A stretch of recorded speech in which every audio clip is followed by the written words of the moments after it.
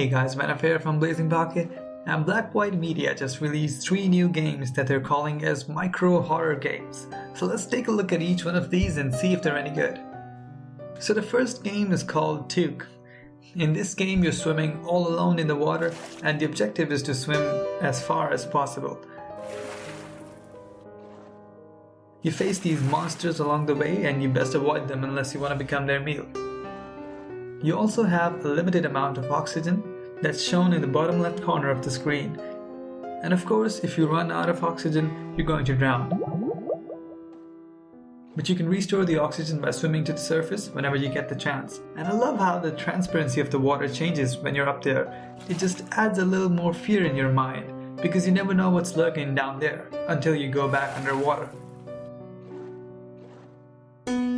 You can't swim too far back either because, well, here's what happens if you try.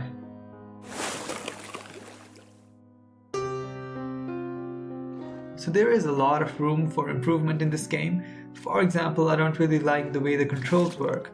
The character moves wherever you touch on the screen, but it's not too smooth.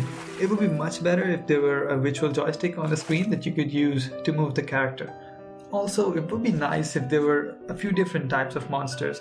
I just kept seeing the same one again and again in different sizes. Maybe you need to swim further for more monsters, I don't know. If you try this game and you encounter some other creature, do let me know in the comments. So they're onto something good here. I mean, the way they've designed this, it definitely gives you that feeling that you're swimming in the deep where no help can reach you.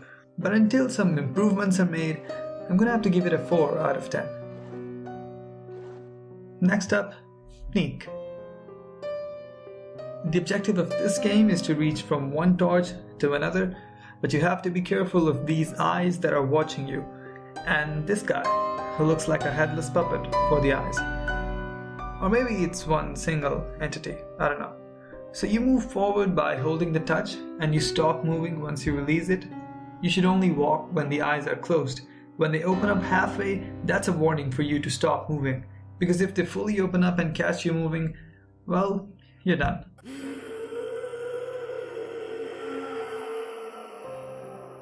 You also have a limited amount of time to reach the next torch, so you better hurry. But again, be careful of the eyes and the crazy headless dude.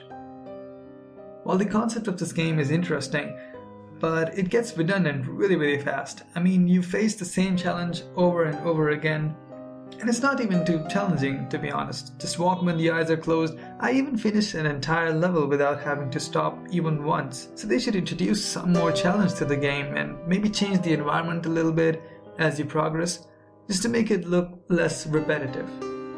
So yeah, again, it's a good idea, it just needs some more improvement, and I'm giving it a 4 out of 10 for now.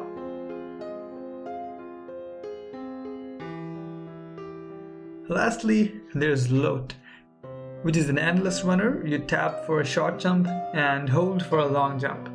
The objective, of course, is to run for as long as possible. You could die by falling down or by slowing down, because you're being chased by this weird thing. You can also collect these black stars along the way that make the whole scene a little more dark and creepy, but also give you a multiplier on the score.